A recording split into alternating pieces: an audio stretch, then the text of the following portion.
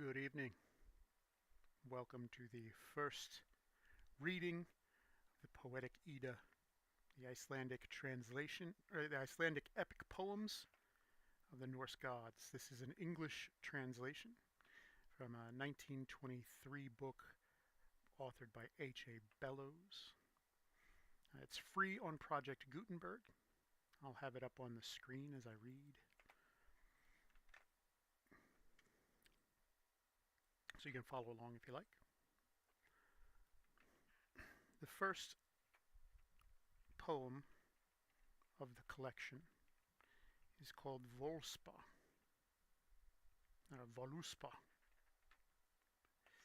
It's a tale of an older wise woman, also known as a Volva, Volva,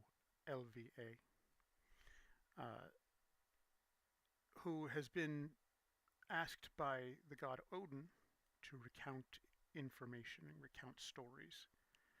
There are indications throughout the poem that this isn't done under duress, but some of it's been missing. I will stop periodically through the reading to elucidate or elaborate on some of the things, because these poems were written for people who already knew the tales. So the minor small references that exist within the poems would have cued the audience into what exactly was being talked about. But some of those things have been lost or may not be known today by our audiences. It's almost like if 300 years ago you tried to make a Star Wars joke, no one would have gotten it because they don't know the source material from the joke. The tales here, the source material, may not be known to all of us, but we do have some indications of where it comes from. So when needed, I will pause and reference the notes from the book to make sure we're all on the same page about what the poem's talking about, what's going on. Context is very important, and sometimes I need to give some of that context. So, without any further ado, I will begin the Voluspa. Hearing, I ask, from the holy races, from Heimdall's sons both high and low, thou wilt, Valfather, that well I relate, old tales I remember of men long ago. I remember yet the giants of yore, who gave me bread in the days gone by. 9 worlds I knew, and the 9 in the tree, with mighty roots beneath the mold. Of old was the age when Ymir lived. Sea nor cool waves, nor sand there were. Earth had not been, nor heaven above, but a yawning gap, and grass nowhere. Then Bur's sons lifted the level land. Midgard the mighty there they made. The sun from the south warmed the stones of earth, and green was the ground with growing leeks. The sun, the sister of the moon, from the south her right hand cast over heaven's rim. No knowledge she had where her home should be. The moon knew not what might was his. The stars knew not where their stations were. Then sought the gods their assembly seats, the holy ones, and council held. Names then gave they to noon and twilight. Morning they named, and the waning moon. Night and evening, the years to number. At Ithavol met the mighty gods.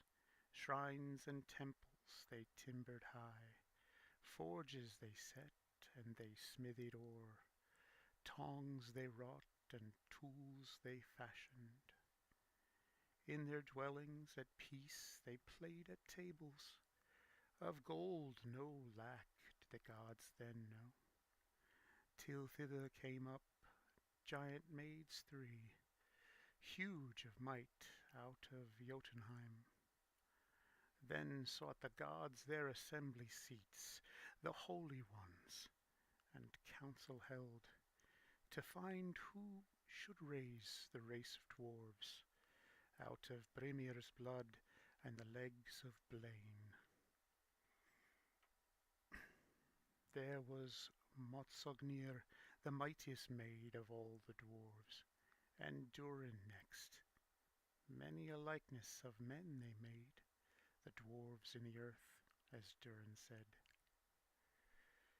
Nigh and Nithi, Northri and Suthri, Ostri and Vestri, Elthjof, Dvalin, Nar and Nain, Nipping, Dane, Bifur, Bofur, Bombor, Nori, Anne and Onar, I, Mjoth, Vitnir, Vig and Gandalf, Vindolf, Thrain, Thek and Thorin, Thror, Vit and Light, Nir and Nirath, now have I told, Regin and Rathsvith, the list aright.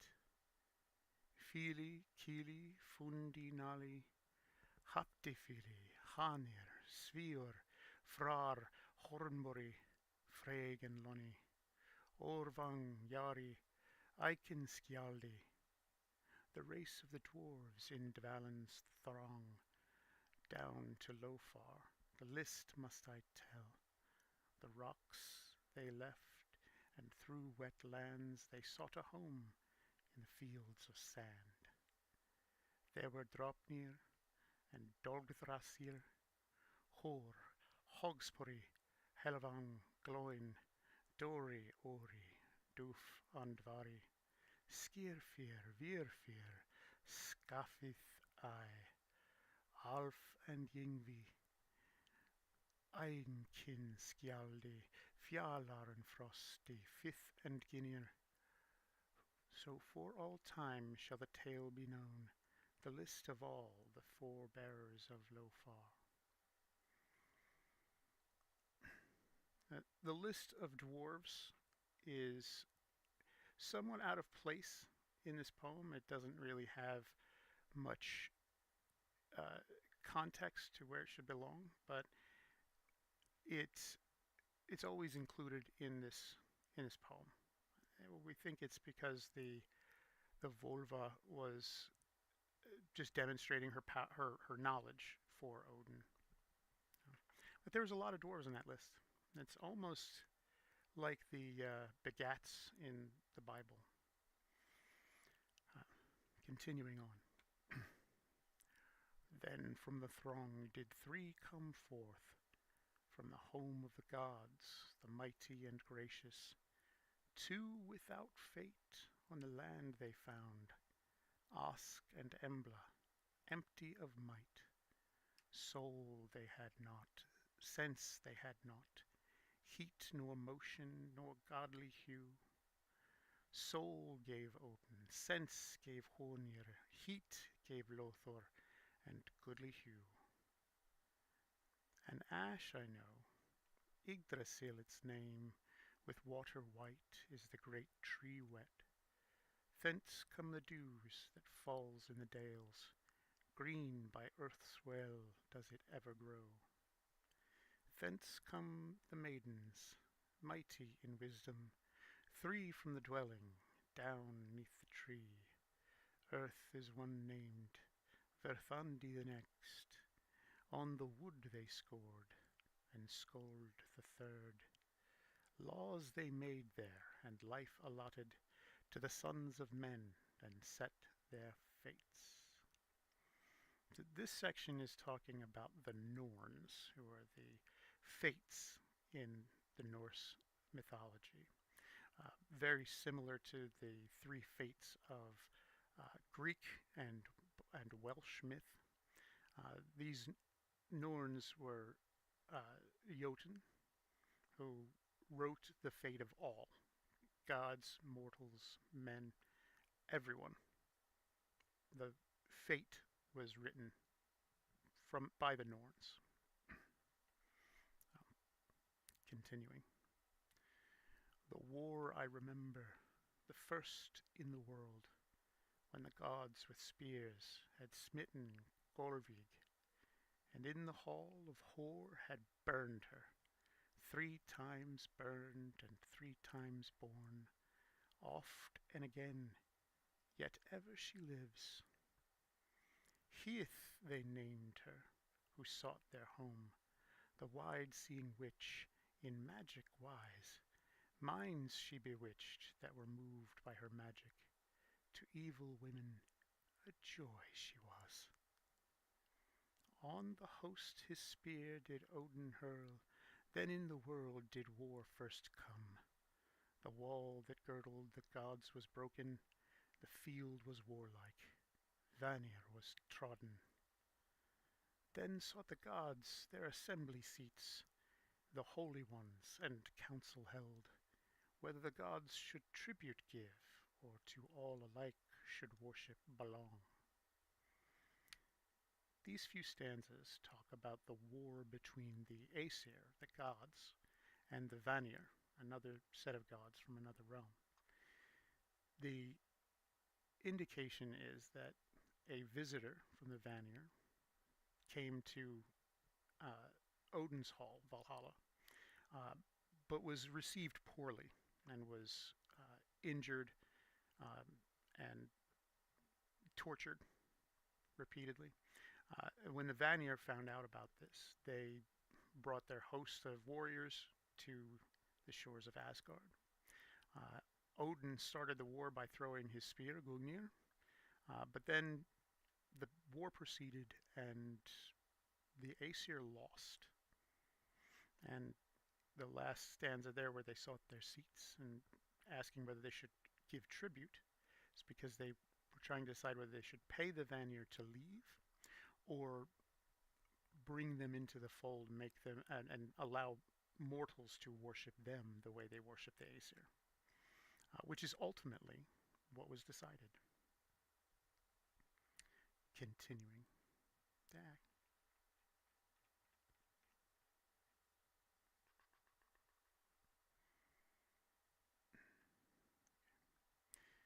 Then sought the gods their assembly seats, the holy ones, and council held, to find who with venom the air had filled, or had given Aud's bride to the giant's brood. Now, this stanza seems to make very little sense, but it is a reference to the story of the Builder, a giant who came to help rebuild the walls around Asgard. A deal was made because he wasn't going to do it for free. He wanted the sun, the moon, and the hand of Freya in marriage. Now, Freya was Odin's wife, so he couldn't part with her. But he needed the wall built, so he agreed to the terms, and then set Loki upon the builder to stop his work. They'd set a deadline, but the builder seemed to be building faster than anyone ever imagined. So it was quite a task for Loki to stop that from happening. Continuing. In swelling rage then rose up Thor. Seldom he sits when such things he hears. And the oaths were broken, the words and bonds, the mighty pledges between them made. Now, this also refers to the story of the Builder. This is when Thor became angry and attacked the Builder for what had happened. Continuing. I know of the horn of Heimdall, hidden under the high-reaching holy tree. On it there pours from Valfalla's pledge a mighty stream. Would you know yet more? Alone I sat when the old one sought me, the terror of gods, and gazed in mine eyes. What hast thou to ask? Why comest thou hither, Odin? I know where thine eye is hidden. I know where Odin's eye is hidden, deep in the wide-famed well of Mimir, mead from the pledge of Odin. Each morn does Mimir drink. Would you know yet more? Necklaces had I, and rings from here farther. Wise was my speech and my magic wisdom. Widely I saw over all the worlds. On all sides saw I Valkyries. Yeah, shoot, dang it.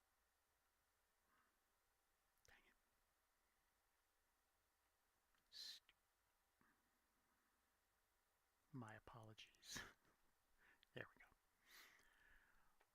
go. On all sides I saw Valkyries assemble, ready to ride to the ranks of the gods. Skuld bore the shield, and Skogul rode next. Guth, Hild, Gondel, and Gieskogul. Of Herion's maidens the list have ye heard, Valkyries ready to ride o'er the earth. I saw for Balder, the bleeding god, the son of Odin, his destiny set, famous and fair in the lofty fields. Full grown in strength, the mistletoe stood.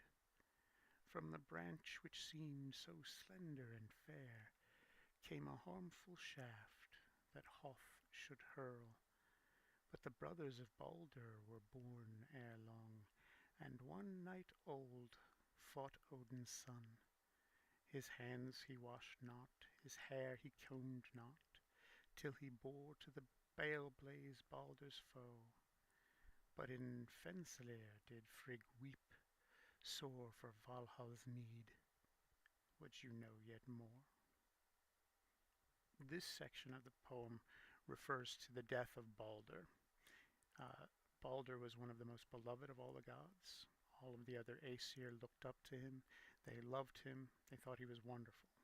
He was Freya's son, and Freya traveled the world asking everything to spare his life, make sure that nothing could kill him. The only thing she missed was mistletoe. And the other gods, the brothers of Balder, used to like to take turns throwing things at him. It was a game for them in Valhalla. They would throw their axes or their spears or anything they could and watch as the weapons always veered off course and hit something else. That is until Hoth was given a dart of mistletoe, which hit Balder and killed him.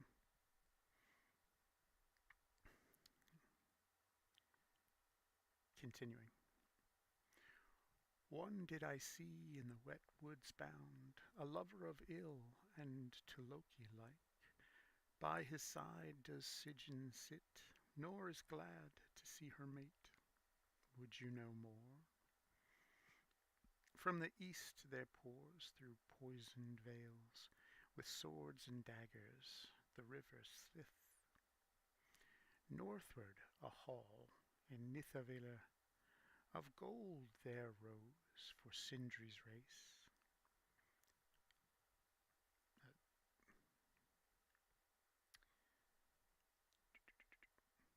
And in Okolnir another stood, where the giant Brimir his beer hall had. A hall I saw far from the sun. On Nastrond it stands, and the doors face north. Venom drops through the smoke vent down, for all around the walls do serpents wind.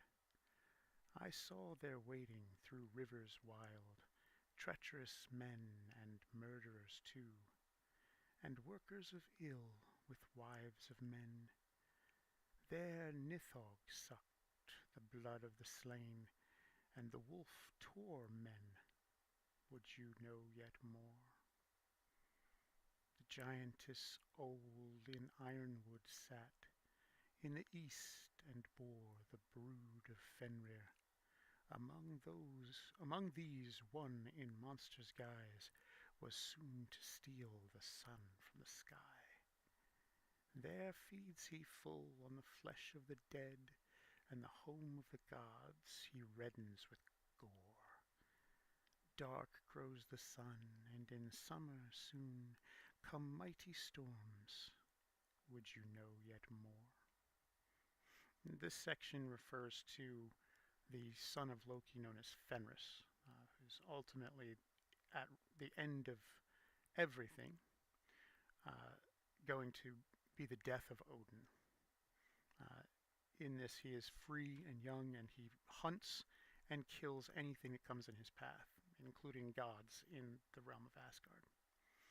Uh, he is a child of Loki, one of four that we know of, six technically that we know of, but he's the one that Odin is afraid of the most. Uh, they're referring previously to the story with the mistletoe and Balder. Uh, there is in the prose Edda indication that Loki hid the mistletoe from Freya so that it would be available to be killed. But Snorri was also a Christian, and he was altering the story slightly to fit within a more Christian narrative. So Loki, who was always a god of mischief, um, became more synonymous with the Christian version of Satan from around 1000 CE, 1000 CE, um, because that was just part of the way Snorri viewed things. In some of the older poems, we don't have any indication of why the mistletoe was missed. It was just that Freya didn't see it and didn't talk to it. Um, so it's difficult to say which one is more accurate.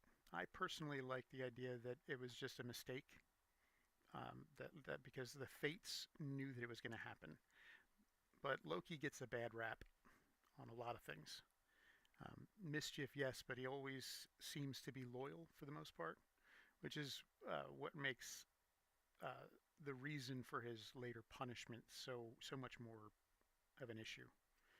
Um, he was punished after he wasn't invited to a party, and he got drunk and crashed the party, and then started telling everybody's secrets.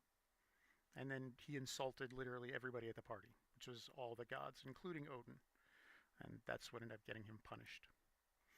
In Snorri's work, the prose Edda, um, part of the punishment is because he hid the mistletoe and was responsible ultimately for Baldur's death. Um, but in I believe it's called the Lokasena, that's not the case. All right. All right. Continuing on. On a hill there sat and smote on his harp Egthir the joyous, the giant's warder. Above him the cock and the birdwood crowed. Fair and red did Fjalar stand. Then to the gods crowed Golenkambi. He wakes the heroes in Odin's hall. And beneath the earth does another crow, the rust-red bird at the bars of hell. Now Gorm howls aloud before Gniphalir. The fetters will burst and the wolf run free. Much do I know, and more can see, of the fates of the gods, the mighty in fight.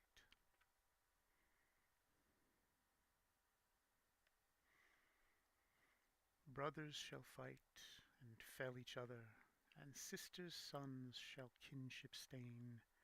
Hard is it on earth with mighty whoredom. Axe time, sword time, shields are sundered. Wind time, wolf time, ere the worlds fall. Nor ever shall men each other spare. Fast move the sons of Mim and Fate, is heard in the note of the Gjallarhorn. Loud blows Heimdall, the horn is aloft. In fear quake all who on hell roads are. Yggdrasil shakes and shiver on high the ancient limbs, and the giant is loose. To the head of Mim does Odin give heed, but the kinsmen of Surt shall slay him soon. How fare the gods, how fare the elves? All Jotunheim groans, the gods are at council. Loud roar the dwarves by the doors of stone. the masters of the rocks, would you know yet more? Now Gorm howls loud before Gnapilir, and the fetters will burst and the wolf run free. Much do I know, and more can see, of the fate of the gods, the mighty in fight. From the east comes Hrym, with shield held high, in giant wrath does the serpent writhe. O'er the waves he twists, and the tawny eagle gnaws corpses, screaming, Naglfar is loose. O'er the sea from the north there sails a ship, with people of hell at the helm stands Loki. After the wolf do wild men follow, and with them the brother of Bielist goes. Surt fares from the south, and the scourge of branches, the son of the battle gods, shone from his sword. The crags are sundered, the giant women sink, and the dead throng hellway, and heaven is cloven. Now this section is all talking about Ragnarok, the end of everything, the ultimate battle, the signs, the symbols, and what will happen. Continuing. Now comes to Hlyn yet another hurt, when Odin fares to fight with the wolf, and Beli fair slayer seeks out Surt. From there must fall the joy of Frigg. Then comes Sigfather's mighty son, Vithar, to fight with the foaming wolf. In the giant's son does he thrust his sword, full to the heart his father is avenged. This section is about the death of Odin. Fenris breaks free of his bonds, seeks out Odin, and kills him. And Odin's son Vithar avenges his father by killing the wolf, who is the son of Loki. Continuing. Hither there comes the son of Lothin, the bright snake gapes to heaven above. Against the serpent goes Odin's son. In anger smites the warder of earth, north from their homes must all men flee. 9 paces fares the son of Fjorgyn, and slain by the serpent, fearless he sinks. These two stanzas are about the end of Thor. Thor dies fighting the world snake, which is a big problem because the world snake ends up letting go of the world. It circles the world and bites its own tail and acts as a girdle and keeps the world together. When the giant serpent Jormungandr breaks free from his prison by letting go of his tail, the world sunders, and Thor goes to fight it, mostly because it's the fish that got away. Yes, the poisonous fangs of Jormungandr are what end Thor's life in a mighty fight. I do believe in some versions of the tale it's a mutual death. Thor succumbs to the poison, but before he does, he throws himself into the serpent's throat and lodges himself there right before he dies, causing the serpent to choke to death on his body. That's one of the most epic ways to go out, in my opinion. I enjoy that. But yeah, the serpent Jormungandr facing off with Thor. Thor dies, and so does the serpent. Continuing. The sun turns black, earth sinks in the sea, the hot stars down from heaven are whirled. Fierce grows the steam and the life-feeding flame, till fire leaps high about heaven itself. Now Garm howls loud before Gnapilir, the fetters will burst and the wolf run free. Much do I know and more can see of the fate of the gods, the mighty in fight. Now do I see the earth anew rise all green from the waves again. The cataracts fall, and the eagle flies, and fish he catches beneath the cliffs. The gods in Ithavol meet together. Of the terrible girdler of earth they talk, and the mighty past they call to mind, and the ancient runes of the ruler of gods. In wondrous beauty once again shall the golden tables stand mid the grass which the gods had owned in the days of old. Then fields unsowed bear ripened fruit, all ills grow better, and Balder comes back. Balder and Hoth dwell in Hropt's battle hall, and the mighty gods, would you know yet more? Then Honir wins the prophetic wand, and the sons of the brothers of Tvegi abide. In Vindheim now, would you know more? More fair than the sun a hall I see, roofed with gold, on Gimel it stands. There shall the righteous rulers dwell, and happiness ever they shall have. There comes on high all power to hold, a mighty lord, all lands he rules. From below the dragon dark comes forth, Nithhogg flying from Nithavior. The bodies of men on his wings he bears, the serpent bright. But now must I sink. And that ends the Voluspa, first of the epic poems of the Poetic Edda. The last part is definitely about the rebirth after Ragnarok, after the end. The return of Balder. He's released from Helheim along with his brother, Hoth. And the two of them become the gods of the remaining mortals in the world, who move up in station. They're able to take over some of the positions of the gods and the places of the gods as they move forward. But always is there an evil lurking, even in the happiest of times. And Nithhogg is a mighty dragon. He is a source of